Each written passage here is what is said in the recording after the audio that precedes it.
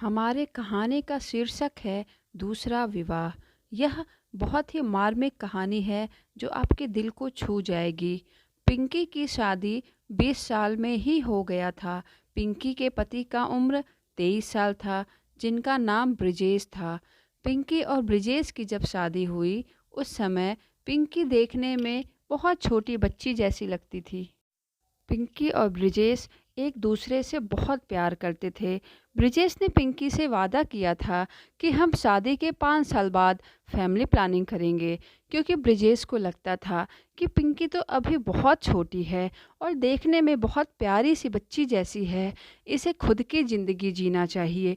दोनों बहुत ही समझदारी से अपना जीवन यापन कर रहे थे।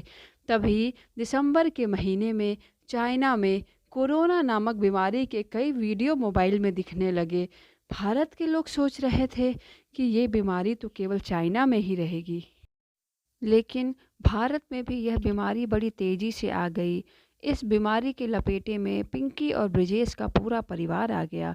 ब्रिजेश कोरोना से बहुत नाम मात्र का प्रभावित था, लेकिन पिंकी कोरोना वायरस से परेशान हो गई थी। पिंकी के सास ससुर की मृत्यु कोरोना वायरस से ही हो जाती है। यह देखकर ब्रिजेश बहुत डर जाता है। ब्रिजेश को लगता है कि पिंकी को भी कोरोना वायरस भयंकर तरीके से अपने वश में कर रखा है। अगर पिंकी को कुछ भी हो जाएगा तो फिर क्या होगा। और वह बहुत ज़्यादा पिंकी का ख्याल रखता था।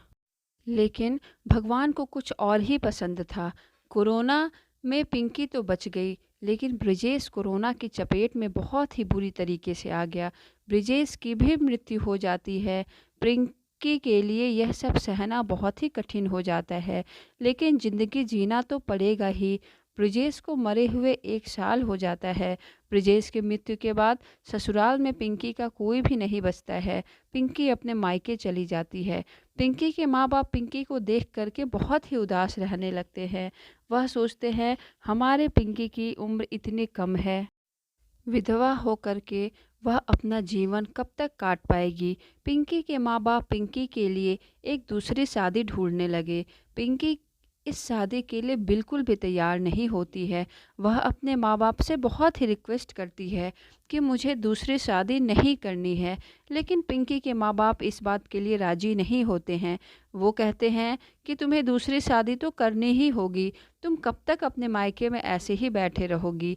पिंकी की शादी किसी दूसरे लड़के रोहन नाम से तय हो जाता है। पिंकी बहुत ही उदास रहती है। पिंकी को बिल्कुल भी दूसरा शादी करने का मन नहीं करता है। पिंकी के शादी का दिन जैसे-जैसे नज़दीक आता है, पिंकी दिन-रात अकेले कमरे में बैठ कर के केवल ब्रिजेश के बारे में सोचा करती है।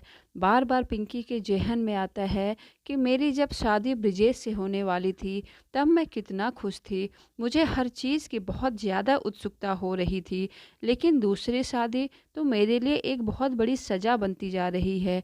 पिंकी मन ही मन बहुत रोती थी। वह ब्रिजेश को याद करके कहा करती थी कि तुम हमें छोड़कर क्यों चले गए? तुम तो हमसे इतना प्यार करते थे, फिर भी तुम हमें अकेला छोड़ कर के चले गए। तुम्हारे बिना मेरा रहना बहुत ही मुश्किल होता जा रहा है। पिंकी की शादी का दिन नज़दीक आ जाता है। पिंकी और रोहन की दूसरी शादी हो जाती है। शादी होने के बाद पिंकी अपने नए वाले ससुराल में चली जाती है, लेकिन पिंकी ससुराल में जा कर के सबको इतनी जल्दी एक्सेप्ट नहीं कर पाती है। पिंकी रोहन से बोलती है कि रोहन, मुझे अभी थोड़ा टाइम की ज़रूरत है। रोहन को पता था कि पिंकी के साथ एक बहुत बुरा हादसा हो चुका है। इस वजह से पिंकी को कुछ टाइम चाहिए। रोहन पिंकी को कुछ टाइम देने के लिए तैयार हो जाता है। 2 महीने के बाद रोहन अब इंतज़ार नहीं कर पाता है। एक रात को मोहन नशे में घर पर आता है और वह अपने बेडरूम में चला जाता है। वहाँ पर पिंकी रोज़ की तरह ही अपने बेड पर सोने चली जाती है। पिंकी बहुत कुछ नहीं समझ पाती है कि रोहन नशे में है, तो उसे बिल्कुल भी होश नहीं होगा। रोहन नशे में पिंकी को बहुत कुछ बोलने लगता है कि तुम तो मेरी पत्नी हो, अब तुम्हें पत्नी धर्म निभाना पड़ेगा। तो रोहन पिंकी के पास आ जाता है। पिंकी अभी कुछ समझती है कि इससे पहले ही रोहन पिंकी के साथ बहुत कुछ करने लगता है। पिंकी को अब कुछ समझ में नहीं आता है कि वह कैसे रोहन को मना करे।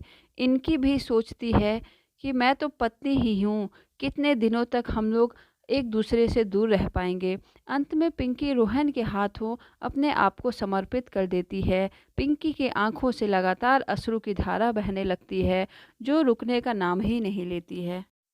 आंखें खुली-खुली ही सुबह हो जाती है। पिंकी को समझ नहीं आता है कि इतनी जल्दी रात भी कैसे बीत गई, क्योंकि पिंकी अब शीशे के सामने जल्दी जा नहीं पाती है। पिंकी अपना ही चेहरा नहीं देख पा रही थी, क्योंकि जब भी वह देखती तो उसे केवल ब्रिजेश की याद ही सता रही थी। पहली बार जब यह सब चीज़ें हुई थीं, तो मन में कितनी ज़्यादा खुशियाँ थी, और आज जब यह सब चीज़ें हुई हैं तो मन अपने आप से ही घृणा कर रहा है। लेकिन इस बात को समझ रही थी कि मजबूरी है, इसके अलावा मैं कुछ भी नहीं कर सकती, क्योंकि जो भी हो रहा है वह तो होना ही था।